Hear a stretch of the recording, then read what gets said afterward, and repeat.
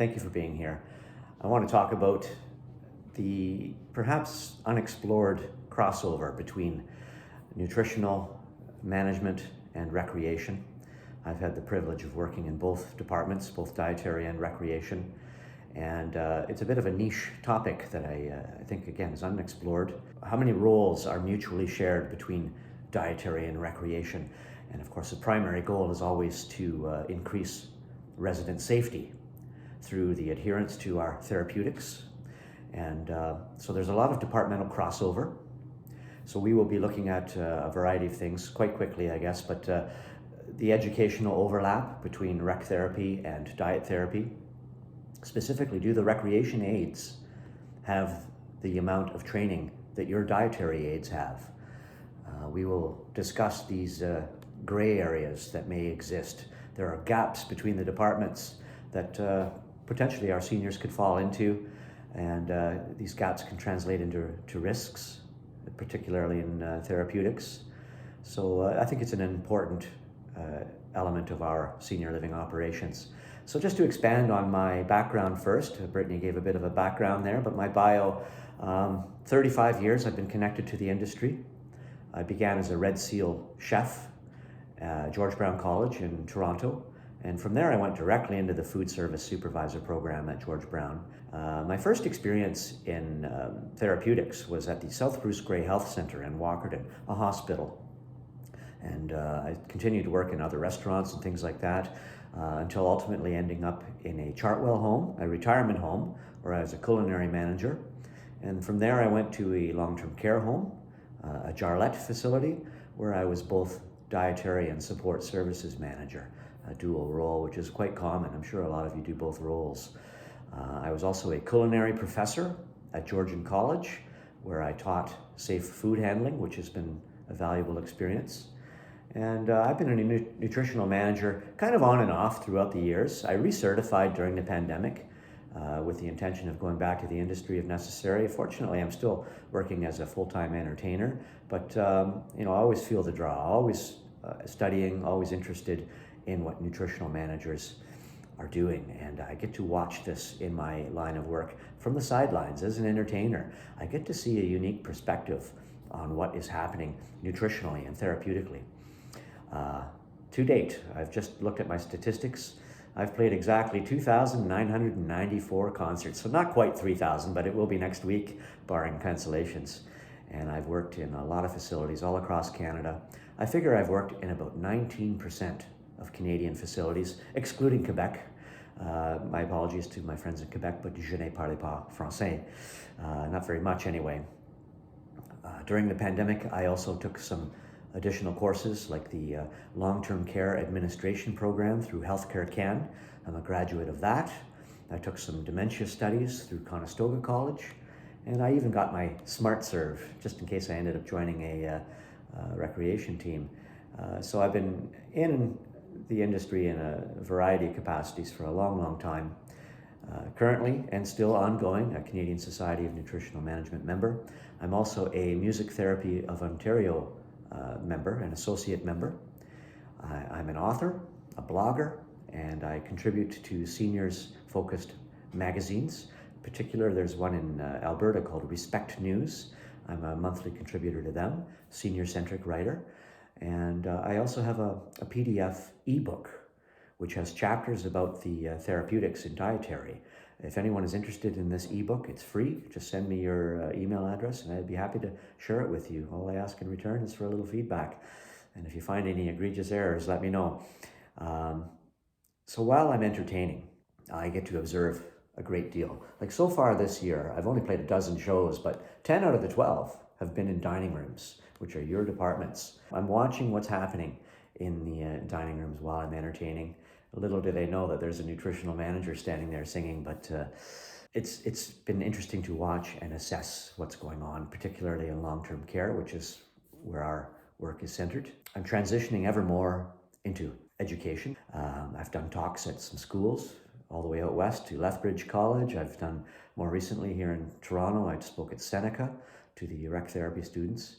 And while I'm doing these talks, there's always a little component to the therapeutic diets. So wide-ranging experience. I'm not your average entertainer, I guess, but so to lead in, I do a lot of shows in dining rooms, as I say. I always jest with my audiences that we're turning the dining hall into a concert hall. And then at the end of the program, we're turning the concert hall back into a dining hall. And watching this transition, there are opportunities for danger for residents during the set and reset of the room.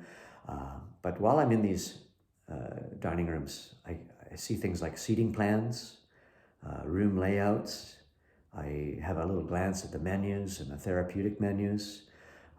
The other day, there was a nice chart about the directions for using thickener for creating, honey thickened and just the guidelines for thickener. So I was studying that. I see the table settings, everything from elegant service to sippy cups and rimmed plates. And when I'm engaging the audiences as they're bringing the folks in, I'm just chatting and waiting for the show to start. I love to ask my seniors, how was your lunch? How was your supper?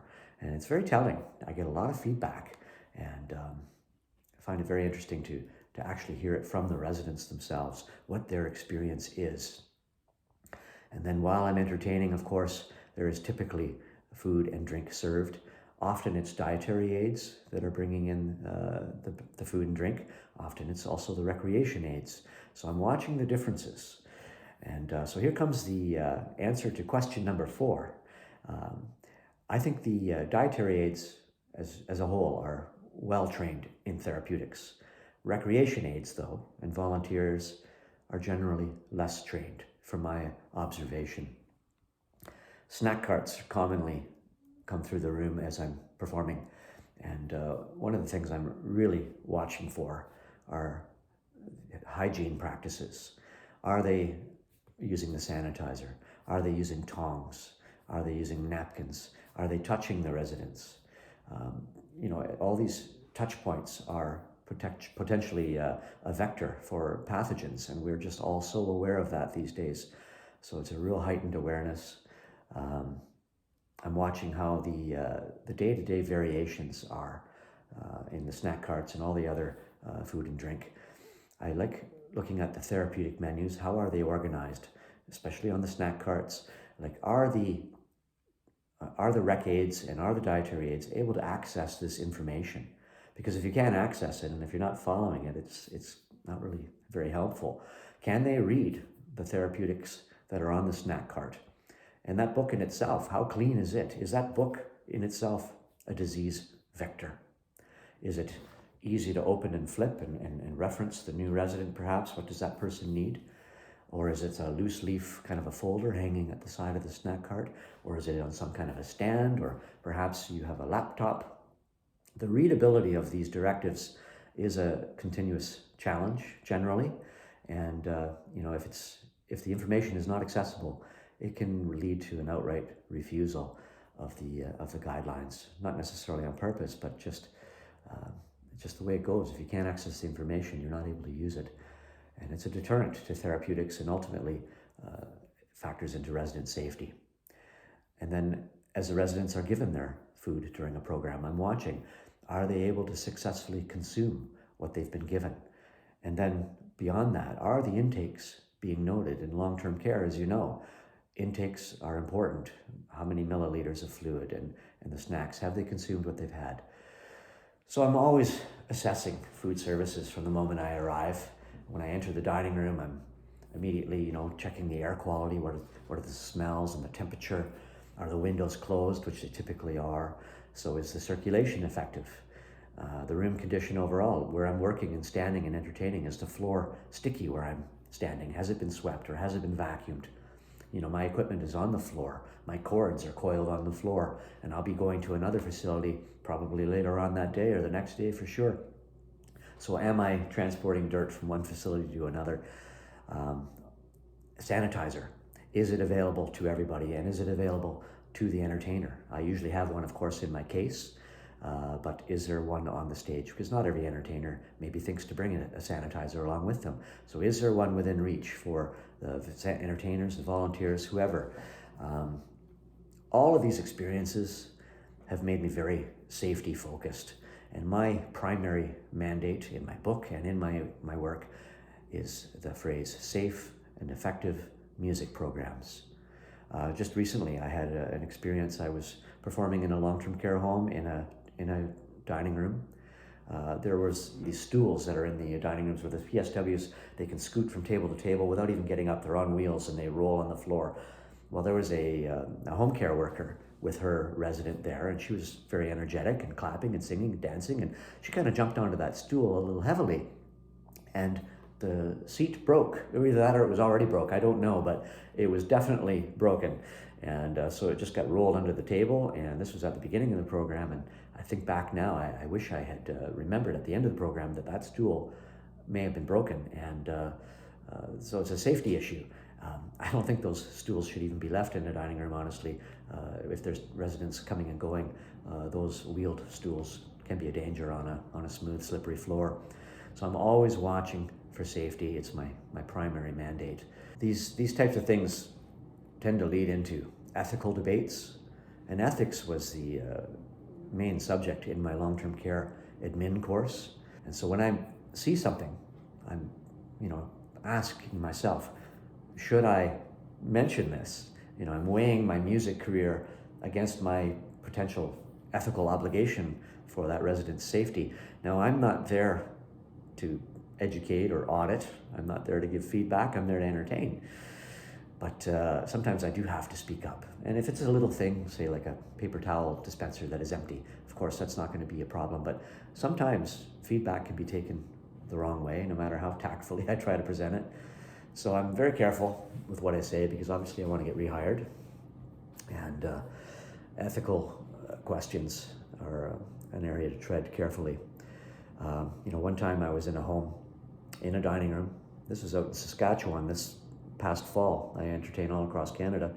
And the rec aide was on her phone for the entire program with her head down. I don't think she looked up basically for the entire program. This as residents were taking their feet, and one lady was trying to get out, and this girl was sadly oblivious to the residents coming and going. And I don't know what her job description was. It wasn't up to me to educate her, but it's just an example of some of the ethical questions that I run into. So the main thing, though, pertaining to this talk is, are the recreation aids referencing the therapeutic menus that we work with? Are the dietary protocols being followed? And then again, by extension, are the managers there to make sure that the aides are following the protocols? Now, I'm not here to provide all the answers to these things. It's basically just to talk about awareness. One of my mantras is the term senior-centric. Everything I do is senior-centric. As an entertainer, everything I do as a performer is senior-centric. From the moment I walk in to the entire program, from the equipment that I use, obviously to the music that I'm performing, everything is senior-centric. The videos I make on my YouTube channel, my articles, everything is senior-centric. And to me, this means that it is obviously focused on what the seniors like and want and need, but it needs to be holistic and it needs to be safe. So from the moment I walk in the door, I kind of change my tempo, I change my pace. I assume this persona, a professional persona. I like to slow myself down. I like to speak a little louder and a little more clearly. I'm considering the person who I'm speaking to. I want to speak at a pace and a volume that senior can hear and understand. I want to look them directly in the eye, and I want to be at their level. Like literally, I want to get to their level and look them straight in the eye. And one thing I really dislike seeing is when people approach seniors from behind and tap them on the shoulder from behind. I've seen so many folks jump out of their skin just about, because they're watching the program, they're hearing the music, and they don't hear the rec aide or whoever coming up from behind them, and they tap them on their shoulder, and it frightens the dickens out of them. So if you ever see that, that's something to watch for. I try to just move slowly. Obviously, you can't be running around, moving quickly in these facilities. This is all just about respect, and respect without patronizing. So again, safety first. I want to ensure my programs are as safe as possible, and that's my number one priority, even above the music itself. Safety first. So we're getting closer to the crux of the talk now. I want to thank first Brittany for arranging this forum. She is, as you probably know, the Continuing Education Portfolio Manager. And continuing education is now one of my primary goals. I'm 3.5 decades into my career. I've accumulated some knowledge and I want to share it. And so this talk specifically addresses competency number 3, nutrition and healthy living, with a recreation therapy skew, and looking at the crossover between dietary and rec. And in particular, we're looking at 3.1.3 in the competencies. It's called Demonstrating Knowledge in Current Issues in Nutrition. So there are a lot of crossovers between dietary and recreation, and then say between long-term care and retirement. There are similarities, a lot of differences too. I'm sure most of you work in long-term care, but maybe some of you are in retirement. I've worked in both. It was very beneficial when I was in retirement to have the therapeutics, because there were some residents that were transitioning to more care, and I was able to take care of them. I was able to create a puree if necessary or whatnot. So this talk is going to weave through a lot of different crossover related themes. And again, these crossovers create gaps that our seniors can potentially fall into. Your roles, your job descriptions, they're probably very carefully described and delineated. When I was a dietary and support services manager, that in itself has a lot of crossover. I'm sure a lot of you are in this role. So I managed both dietary and laundry and housekeeping. A lot of responsibility in a busy nursing home. Making sure that the linens and the tablecloths for the dining room were prepared and on site and clean, clothing protection, things like that. Shared purchasing systems, shared receiving areas, all these crossovers, they come in many forms. Dietary aides and rec aides, they perform some very similar food-related functions, but the training is likely very different. And so these gaps create a potential for resident care plans to not be followed. And an unknowing, untrained recreation aide might just say, well, it doesn't matter. So-and-so is 95 years old, they've lived this long, they don't necessarily, it doesn't matter what they get, but it does matter. As you know, improper food and fluid intakes can be very dangerous. A resident requiring thickened fluids simply cannot be given regular fluids. Same for textures. Swallowing impairments can lead to choking, can lead to aspiration. This can lead to aspiration pneumonia, which is a common cause of death among seniors. I've personally had a family member die of aspiration pneumonia. He had dementia, basically couldn't swallow anymore, and he inhaled some food, and a couple of weeks later he was no longer with us. So I've personally witnessed the effects of this, also at work of course too, but all these areas to watch with recreation. Things like sodium, things like sugar, fats, portion sizes, textures, all these therapeutic dietary needs need to be followed by the recreation team. So a big question is, how much responsibility does the nutritional manager have for what recreation are doing? I think the answer to that is widely variable. I'm not here to give an answer. It depends on your facility. It depends on your company. It depends on your population care needs. It depends on your model of care. I'm just kind of here to raise awareness. Now, of course, long-term care is audited, usually various levels of auditing. And these standards apply to everybody, whether it's rec or dietary. Whoever is handling the food and fluids during the programs, though, during recreation programs, these standards apply.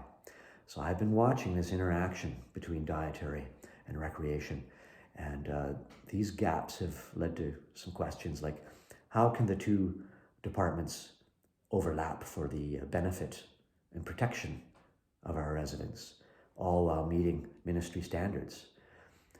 The two departments ideally should work together, but of course there are real-world challenges.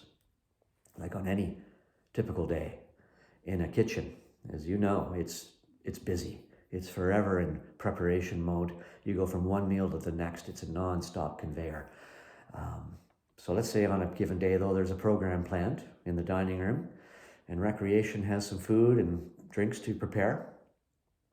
It's been my experience that the dietary team, they're pretty guarded with their prep areas. They don't really want recreation coming into the kitchen and fumbling around and distracting them. But of course, every place is unique. Hopefully, recreation has their own food prep areas, but very often they don't. And there are limitations. So this means that recreation tends to use more store-bought products, prepared products, things like cakes and frozen treats and chips and platters that are already prepared, like fruit platters, things like that. They're already prepared in a lot of cases. It's just easier for a recreation manager to go to Costco and pick up a birthday cake than it is to make their own. Food preparation for rec, they're going to require their own refrigeration, their own garbage disposal, their own storage, their own utensils, gloves, hairnets, dishes, dish machines. So we all just work with what we have. You have your own layout, your own budget, your own staff, and then your staff's skills and their education, their experiences. It's all widely variable. And then volunteers, it's another level, again, lower in what I would expect their education to be. So we just all do our best to leverage everyone's abilities within our unique situations while trying to appease those inspectors. So my experience in long-term care, I took over an 88-bed long-term care home, dietary and support services. And when I entered as the role there, the previous manager had just been let go. Things were running rather amok, sadly, and I was the replacement to bring in changes. The dietary department was fraught with citations, a number of them, and their outdated systems. I basically had to come in and retool the entire department. It was not easy, especially with the entrenched staff who were there, some of them for decades. And one of the things they said that was difficult was, that's the way we've always done it. That's the way we've always done it. Those are difficult words for a forward-thinking manager that is tasked with trying to bring in change. And I can understand people are resistant to change, but when it comes to therapeutic diets, we need to stay on top of the latest requirements. So it was a difficult role. Never mind watching recreation. My time in the dietary department was just so busy. Every day just about I had to do call-ins. There'd be somebody calling in sick. So I'd be going down that call-in list. Hopefully you're not all rolling your eyes with this experience too, but it seems to be a very common thing. Just filling the schedule, making sure there's everybody in the role, where they filling all the roles that need to be filled. And if I wasn't staffing, then my priorities were the therapeutics, updating the lists, tasks like creating labels for the fluids and the purees, creating the directives for a resident that may need prune juice or just some resident's preference. Keeping these lists up to date was a daily task because residents were coming and going in long-term care. I had a handful of admissions every week, usually daily, and constantly updating. The average stay of a resident was approximately 2 months, so a lot of turnover. Seniors are now arriving with a lot of comorbidities. They're coming in, sick and frail in a lot of cases. So just doing the resident profiles took up a lot of my time. I worked with point-click care. There are other systems as well, but that was what I worked with. So, and then, other tasks, scheduling, payroll, purchasing, receiving, reports, morning reports, management meetings, weight variance meetings, family and resident councils, food committees, taking temps and audits and checking the chemicals in the dish machine. Plus, I cooked 2 days a week, so I really only had 3 days a week to do all of these things. So in that daily crunch of time, monitoring the production kind of gets pushed down in the priorities. And so monitoring the recreation, of course, gets pushed down even lower.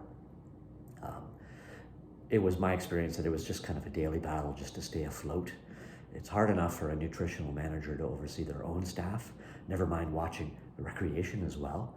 So it's not really a welcomed added task to you. I'm not suggesting it necessarily, but again, it's about awareness, because there are gaps between dietary and recreation that translate into resident safety issues.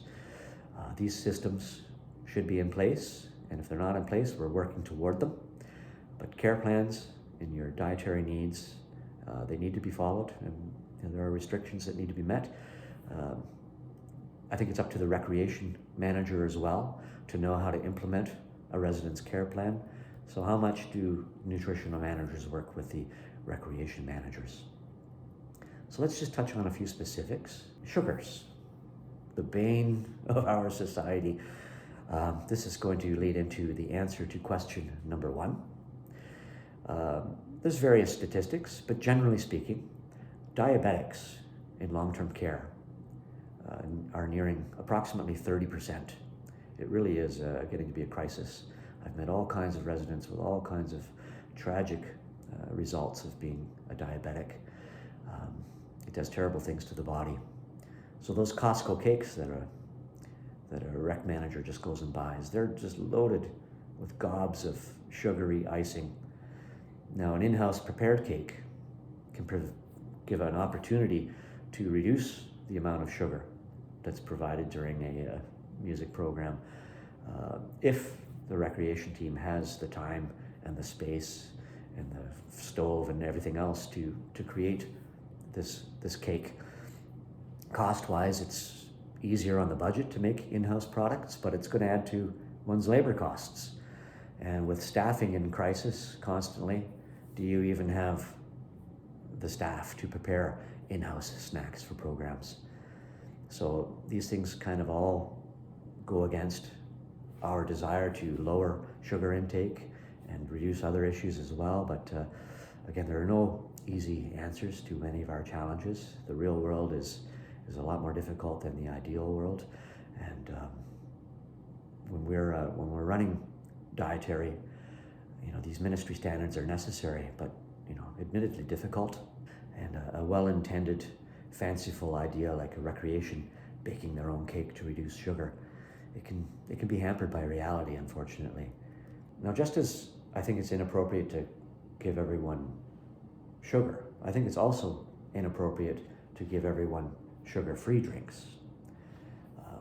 Diet pop is not, in my opinion, an appropriate alternative to everyone as a blanket choice, because aspartame in itself can have side effects, from stomach upset to gas to upset stomachs. I think I said that, stool. You could have stool issues. Diarrhea can be caused. You can even have allergic reactions.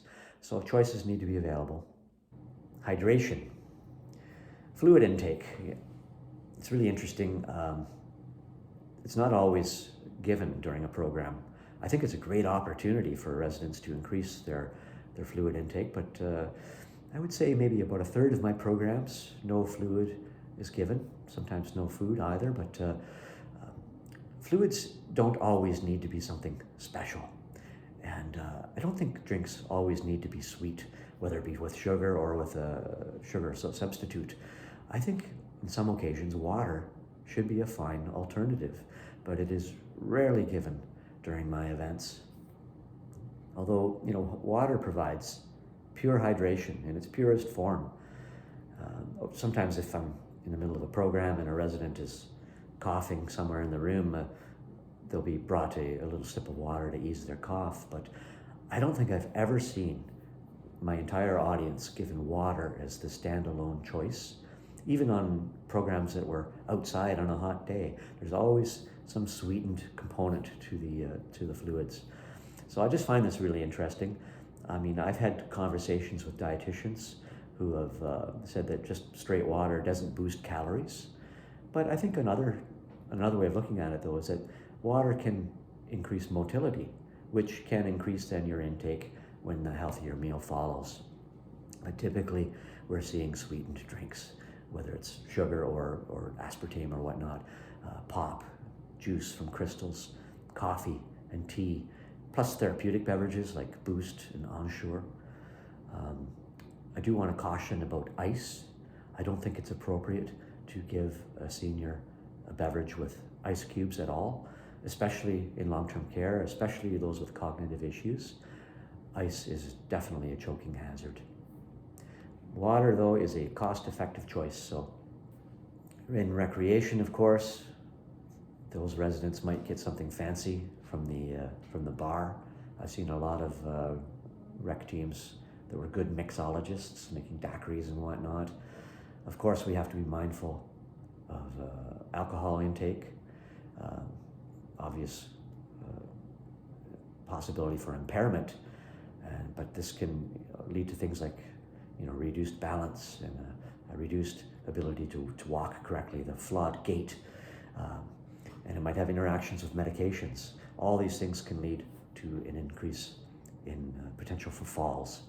I've performed at many, many happy hours, and typically they're just allowed one alcoholic beverage, but I've wondered about these things and I've watched these things carefully. Haven't fortunately seen too many problems, but it is something to be continually monitored. Dietary therapeutics in long-term care need to be observed by recreation. Now, I have seen some great examples of this happening. There was an instance, I was in a long-term care home down in southwestern Ontario, big room, packed. This was pre-pandemic, before social distancing, and residents were all crowded into the room, having a great time. We're playing some music, having a little party. All the drinks and snacks had been delivered. I observed, those with regular fluids getting regular, and those with thickened getting thickened. And as is often the case, there was a resident that was restless, joyful, happy fella, just always on his feet. And he was moving around the room, and he spied on the windowsill across the room a cup of regular juice, not thickened. I think it was a fruit punch or something. And across the room he was headed, and a fleet-footed recreation aide noticed where he was headed. I think she knew this fellow quite well. She knew where he was going. He was after that cup of juice, and she veritably flew across the room. And just as he was picking up the cup and bringing it to his lips, she, carefully and tactfully redirected him and put the cup down and got him his own thickened fluid. I believe it was a honey thickened fluid, which means that regular fluid was a clear danger to him. And he happily consumed his honey thickened fluid and continued to toddle about the room. But that was just a great example of recreation, being cognizant of the dangers of not following the therapeutic diets. And kudos to her. And I wanted to also just say kudos to the teams out there generally.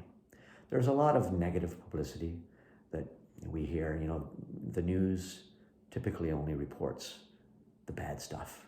And it's out there, things happen, but it's not all bad. I've witnessed so many wonderful things, the unsung heroes that are out there, the little daily tasks that we all do.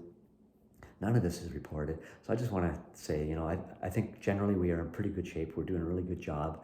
So many challenges, especially with staffing, especially since the pandemic. I just want to say kudos to you. Everybody's doing the best they can with what they have. I want to talk about intakes, and this will lead into the answer to question number 2. The recording of intakes is standard procedure for dietary, but I would say that the recording of intakes by recreation staff is done variably. It's not consistent. I wish I could say it was done frequently, but the number of times I've noticed that intakes have not been recorded has to limit my rating. I'm encouraged by the rec aides, though, that are obviously updating resident profiles on a laptop at the back of the room, watching the program. They're watching resident safety, but they're working on the laptop, and I can tell that they're updating because they're taking note, they're looking, they're typing, they're looking. So they're putting down, I'm pretty sure, intakes and the resident behavior. Are they singing along? Are they participating in the program? Are they disruptive? Are they sleeping? All these things I'm sure are being noted. But I'm not, going over and looking over their shoulder and making sure what they're doing. That's not my role. But hopefully they are noting intakes and not just attendance. During the concerts, food is very common. Snacks during my programs are very common. So I'm watching this food service and I'm watching the cleanup afterwards. I think it's important that staff immediately start retrieving and cleaning up after you've handed out the food and fluids.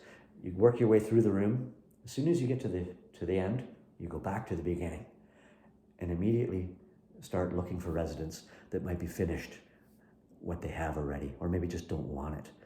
Go back to the beginning and start over, because some might be, just not interested in it, and they're trying to set it down on the floor. If a resident is on a chair and they're trying to set their cup down on the floor, I've seen potential for them to fall out of their chair. I've seen residents just fall asleep at the program. They're tired, they're old, they have arthritis, they don't sleep well. So sometimes they sleep during my programs, which is perfectly fine to me. I don't mind at all. But they might have a cup of juice and it'll nod off and that will spill. So as soon as you hand out the food and fluids, immediately go back to the beginning and start looking for things that need to be picked up. And be ready for spills. Have something absorbent. You're probably aware that these paper towels that come out of the dispensers are not absorbent at all. And then there's things like chip bags. They're very noisy. They can be unpleasant during a music program. I always joke that things got very crinkly in here, I'll say. And residents, it's harder for them to participate while they're snacking, which is fine though. They need to increase their caloric intake, but they really can't clap or sing, or they're at some danger if they try to sing while they're snacking. Many times, well, at least a number of times, I have seen a resident choke on the food that they've been eating while singing a song to my program. Out west again, just this past fall, I had a couple of examples. I was singing Country Roads by John Denver, and country roads take me home to the place I belong. And the lady leaned her head back and sang that I belong. And I can't remember what it was. I think it was chocolate cake or the juice that she had. But she aspirated that cake right in front of me. She vomited all over herself on the floor right in front of me from trying to sing along during my program. So these are dangers.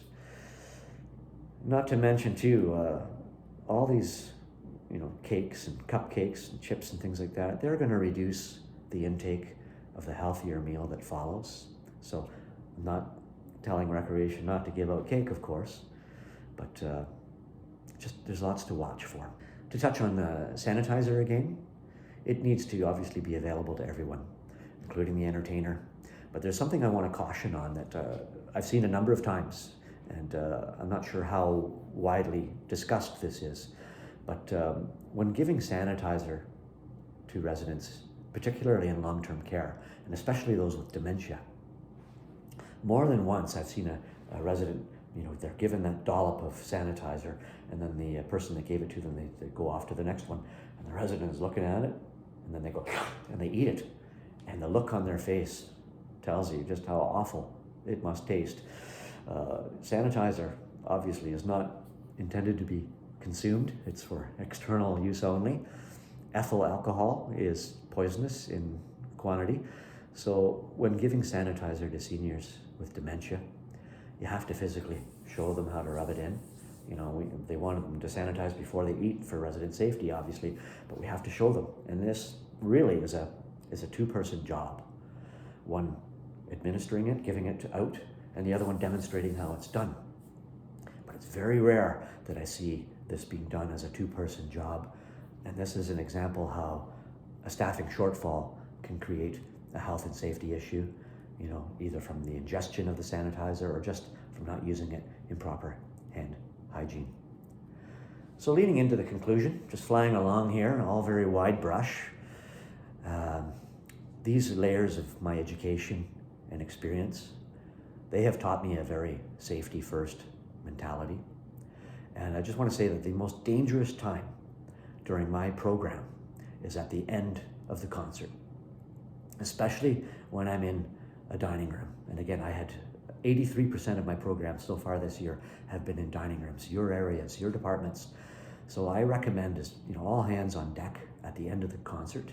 I always try to make it known, like here comes the last song, or I'm almost done here. I try to give some kind of cue that the show is almost done, and it usually ends at a specific time. I rarely play beyond because everybody has a schedule to follow. So you should know when the program is ending. So the more hands on deck, the better. If dietary or managers can be on hand to help clear the room and reset the room, this extra help at the end of the program is going to decrease risks to our residents, because all of a sudden the show is over.